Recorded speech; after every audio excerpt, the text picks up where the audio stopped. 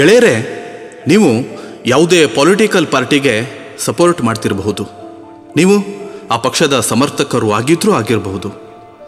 ಅದರಿಂದ ನನಗೆ ಏನೂ ಕೊಡೋದು ತಗೊಳ್ಳೋದು ಇಲ್ಲವೇ ಇಲ್ಲ. ಆದರೆ ಒಂದು ಮಾತಂತೂ ಸತ್ಯ, ನಾವು ಹೇಗಿದ್ದೇವೋ ಹಾಗೆಯೇ ನಮ್ಮ ಸಿಸ್ಟಮ್ ಮತ್ತು ಅಂತಹ ಸರ್ಕಾರಗಳೇ ನಮಗೆ ಸಿಗ್ತಾ ಬಂದಿವೆ. ಮತ್ತು ಇದರಲ್ಲಿ ನಾವೆಷ್ಟು ತಪ್ಪಿತಸ್ಥರೆಂದು ನಮ್ಮೊಳಗೆ ನಾವು ಎಂದಾದರೂ ಒಂದು ಸಾರಿ ಇಣುಕಿ ಹಾಕಿ ನೋಡಿದ್ದೇವಾ? ಒಂದು ಸಾರಿ ಇಣುಕಿ ನೋಡಿ. ಈಗ ಇದೇನು 700-800 ರೂಪಾಯಿಗಳಲ್ಲಿ ಆಕ್ಸಿಮೀಟರ್ ಸಿಗುತ್ತದೆಯೋ ಅದನ್ನು 3000 ರೂಪಾಯಿಗಳಲ್ಲಿ ಮಾರಾಟ ಮಾಡ್ತಿದ್ದಾರಲ್ಲ, ಅವರು ನಾವೇ ಇದ್ದೇವೆ. ಮತ್ತೆ ಈ ಆಕ್ಸಿಜನ್ ಕಳ್ಳತಂದೆ ಮಾಡ್ತಾ ಇದ್ದಾರಲ್ಲ, ಇವರು ಮತ್ಯಾರೂ ಬೇರೆ ಅಲ್ಲ, ಇವರು ಮನುಷ್ಯರೇ ಇದ್ದಾರೆ ಮತ್ತು ಇವರು ನಮ್ಮೊಳಗಿನವರೇ ಇದ್ದಾರೆ. ಮತ್ತೆ ಈ ರೆಮಿಡಿಸಿವಿರ್ನ ಇಂಜೆಕ್ಷನ್ಗಳಿದಾವಲ್ಲ, ಇವುಗಳ ಅಸಲಿ ಬೆಲೆ ನಿಮಗೆ ಗೊತ್ತಿದೆ. ಆದರೆ 20,000, 40,000, 1 ಲಕ್ಷ, 2 ಲಕ್ಷಕ್ಕೆ ಮಾರ್ತಾ ಇದ್ದಾರಲ್ಲ, ಇವರು ಕೂಡ ನಾವೇ ಇದ್ದೇವೆ. ಇಲ್ಲಿ ಕೇಳಿ, ಈ ಸ್ಮಶಾನಗಳ ಕಟ್ಟಿಗೆಗಳಲ್ಲೂ ಕಳ್ಳ ಮಾರಾಟ ಮಾಡ್ತಾ ಇದ್ದಾರಲ್ಲ, ಇವರು ಸ್ವತಃ ನಾವೇ ಇದ್ದೇವೆ. ಎಳ್ನೀರಿರಬಹುದು, ಹಣ್ಣು ಹಂಪಲು, ತರಕಾರಿ, ತತ್ತಿ, ಚಿಕನ್, ಅಕ್ಕಿ, ಬೇಳೆಗಳಲ್ಲಿ ಲೂಟಿ ಮಾಡೋದ್ರಿಂದ ಹಿಡಿದು ಈ ಆಸ್ಪತ್ರೆಗಳ ಬೆಡ್ ಕೊಡಿಸುವಂತಹ ಜಾಲ ಮತ್ತು ಈಗೇನು ಲೂಟಿ ಮಾಡೋ ಜನರಿದ್ದಾರಲ್ಲ, ಇವರೆಲ್ಲ ನಾವೇ ಇದ್ದೇವೆ. ಯಾವ ದೇಶದಲ್ಲಿ ಯಾರಿಗೆ ಎಲ್ಲ ಅವಕಾಶ ಸಿಕ್ಕಿತೋ ಅವರು ಅಲ್ಲಿ ಲೂಟಿ ಮಾಡೋಕೆ ನಿಂತಿದ್ದಾರೆ. ಇಲ್ಲಿ ಯಾವುದೇ ಒಬ್ಬ ವ್ಯಕ್ತಿ ಕೇವಲ ಎಲ್ಲಿಯವರೆಗೆ ಪ್ರಾಮಾಣಿಕನಾಗಿದ್ದಾನೆ ಅಂತ ಹೇಳಿದ್ರೆ, ಎಲ್ಲಿಯವರೆಗೆ ಅವನಿಗೆ ಕಳ್ಳತನ ಮಾಡೋಕೆ, ಲೂಟಿ ಮಾಡೋಕೆ ಅವಕಾಶ ಸಿಗೋದಿಲ್ವೋ ಅಲ್ಲಿವರೆಗೆ ಮಾತ್ರ. ನಾವೆಷ್ಟು ಮುಗ್ಧರಾಗಿದ್ದೇವೆ ಅಲ್ವಾ?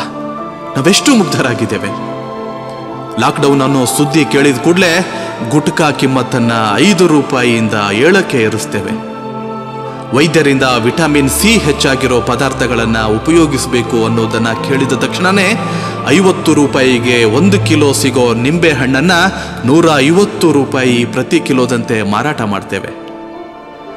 40-50 ರೂಪಾಯಿಗೆ ಸಿಗೋ ಎಳ್ನೀರು ಕಾಯಿಗಳಿದಾವಲ್ಲ, ಅವುಗಳನ್ನು 100 ರೂಪಾಯಿಗೆ ಮಾರ್ತೇವೆ. ಇನ್ನು ರೋಗಿಗಳಲ್ಲಿ ಆಕ್ಸಿಜನ್ ಪ್ರಮಾಣ ಕಡಿಮೆಯಾಗುತ್ತಿದೆ ಅನ್ನೋ ಸುದ್ದಿ ಹರಡಿದ ಕೂಡಲೇ ಆಕ್ಸಿಜನ್ನ ಕಳ್ಳದಂದೆ ಶುರು ಮಾಡ್ತಾರೆ. ಬಲಿಯಾಗ್ತಿರೋ ರೋಗಿಗಳ ದುಸ್ಥಿತಿ ನೋಡ್ತಾರೆ, ಮತ್ತೆ ರೆಮ್ಡಿಸಿವಿರ್ ಇಂಜೆಕ್ಷನ್ನ ಕಳ್ಳದಂದೆ ಮಾಡಲು ಮುಂದಾಗ್ತಾರೆ. ತಮ್ಮ ಪ್ರಾಮಾಣಿಕತೆಯನ್ನ ಮಾರಿ ಇಂಜೆಕ್ಷನ್ನಲ್ಲಿ ಪ್ಯಾರಾಸಿಟಿಮಲ್ ಕೂಡಿಸಿ ಮಾರಲು ತಯಾರಾಗ್ತಾರೆ. ಸತ್ತ ಹೆಣಗಳ ದೇಹಗಳನ್ನು ತರೋ ಹೆಸರಲ್ಲಿ ಒಂದು ನಗರದಿಂದ ಇನ್ನೊಂದು ನಗರಕ್ಕೆ ಸಾಗೋ ದಾರಿ ಕೇವಲ 100 ಕಿಲೋಮೀಟರ್ದಿಂದ 150 ಕಿಲೋಮೀಟರ್ ಇರುವಷ್ಟು ದಾರಿ ಕ್ರಮಿಸಲು 35,000ದಿಂದ 50,000 ರೂಪಾಯಿ ಕೇಳಲು ಶುರು ಮಾಡ್ತಾರೆ.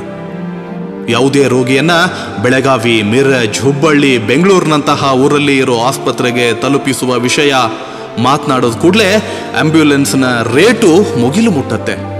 ಏನು ನಿಜವಾಗಿಯೂ ನಾವೆಲ್ಲರೂ ಮುಗ್ಧರಾಗಿದ್ದೇವೆಯೇ? ಅಥವಾ ಹೆಣಗಳ ಮಾಂಸಗಳನ್ನು ಕಿತ್ತು ತಿನ್ನೋ ಹದ್ದುಗಳಾಗಿದ್ದೇವೆ? ಹದ್ದಂತೂ ಸತ್ತ ಮೇಲೆ ತನ್ನ ಹೊಟ್ಟೆ ತುಂಬಿಸ್ಕೊಳ್ಳೋಕೆ ಹೆಣಗಳ ಮಾಂಸ ತಿನ್ನುತ್ತೆ.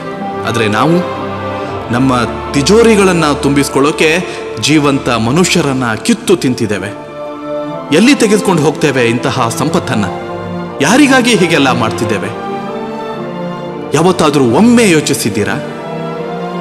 ಒಂದು ಬಾರಿ ದಯವಿಟ್ಟು ಯೋಚಿಸಿ ನೋಡಿ. ಒಂದಲ್ಲ ಒಂದು ದಿನ ಎಲ್ಲರೂ ಲೆಕ್ಕ ಕೊಡಲೇಬೇಕು. ಜನತಾ ನ್ಯಾಯಾಲಯದಲ್ಲಿ ಅಲ್ಲ, ಈಶ್ವರನ ನ್ಯಾಯಾಲಯದಲ್ಲಂತೂ ಲೆಕ್ಕ ಕೊಡಲೇಬೇಕು.